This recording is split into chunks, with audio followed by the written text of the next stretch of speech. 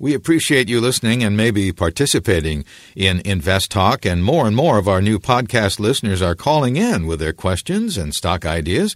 That's why we're here. And if you can think of us as a sounding board and we can place some information in your hands, we'll feel satisfied. We want you to feel comfortable, too, asking your questions here.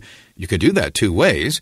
Use your phone. Call our anytime line, 888-99-CHART. That's 888-992-4278, or go to investtalk.com. That's InvestTalk with two T's, investtalk.com, and click on Contact Us.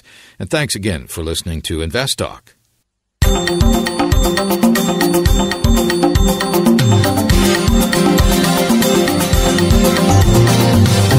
Welcome to our 1-hour meeting of the minds about money, your money. This is Invest Talk, made possible today and every day by KPP Financial. It's about managing risk while looking for profits, putting the money you worked for to work for you. And now, here's registered investment advisor Steve Peasley. You're listening to an encore presentation of Invest Talk.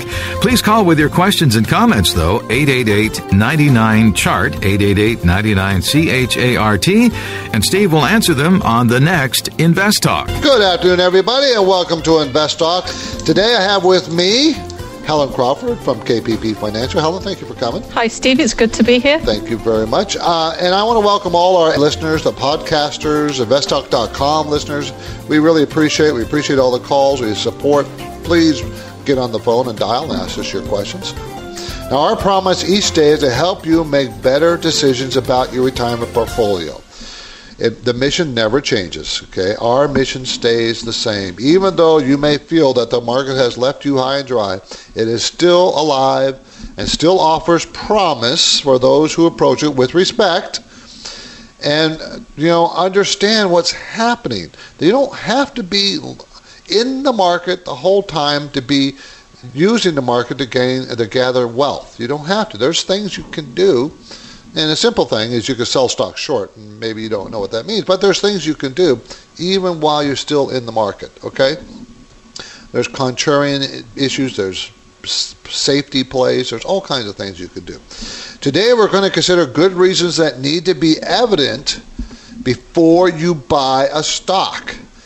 And I think this is a very critical area, and an area where there's a lot of lacking of concentration on people who are buying stocks. You don't buy stocks because you think they're cheap. That's not how it works.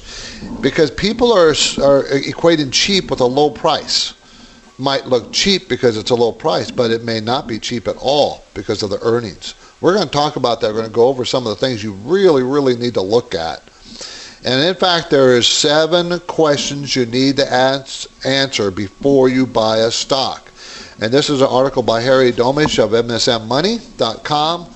And, these 7 questions are what all professional investors ask, okay, when we're looking at a stock. Thinking outside the stocks.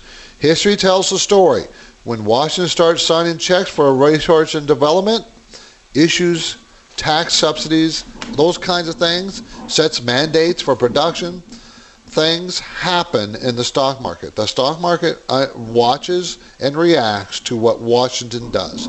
There's opportunities, okay, there's lots of opportunities out there, but there's also pitfalls. You got to be careful of what Washington does.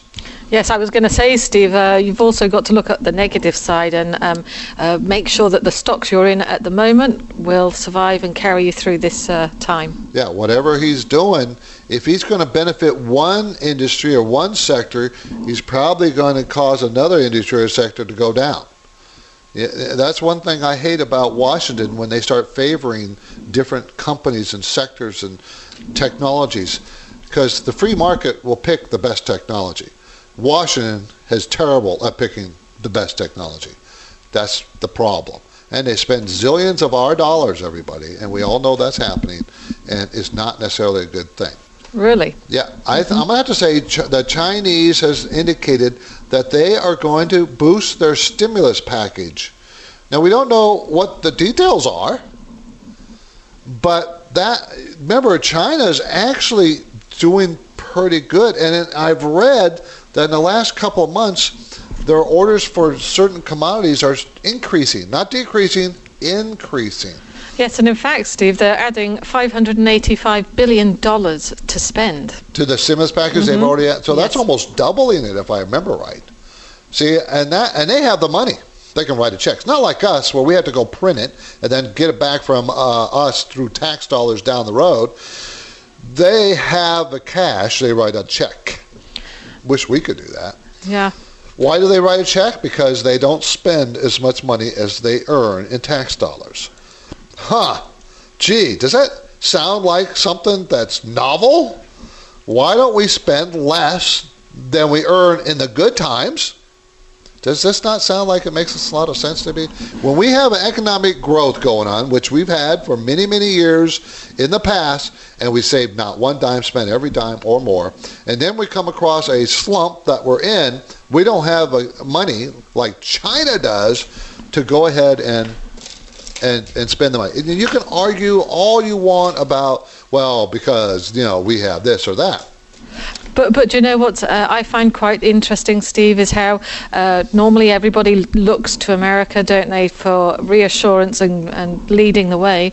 But it's amazing how China came out and gave a bit of reassurance themselves, being one of the the third biggest, largest economy out there.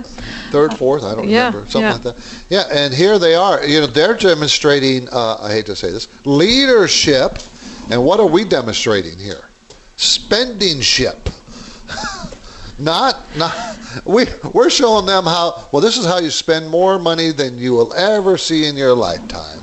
And we're spending it, and we're spending it, and we're spending it, instead of letting weak companies go under, weak banks go under. Just let them go under, let them file Chapter 11, let them come out if they can. If they can't, they're toast. We're spending money on huge government programs that will never cease to cost us millions and billions of dollars. We voted for Obama. He got in, and we voted for a Democratic Congress. They got in, and they're going to get their way. This is what's going to happen. And the stock market hates it, just letting you know. Yeah, and it was quite interesting, Steve.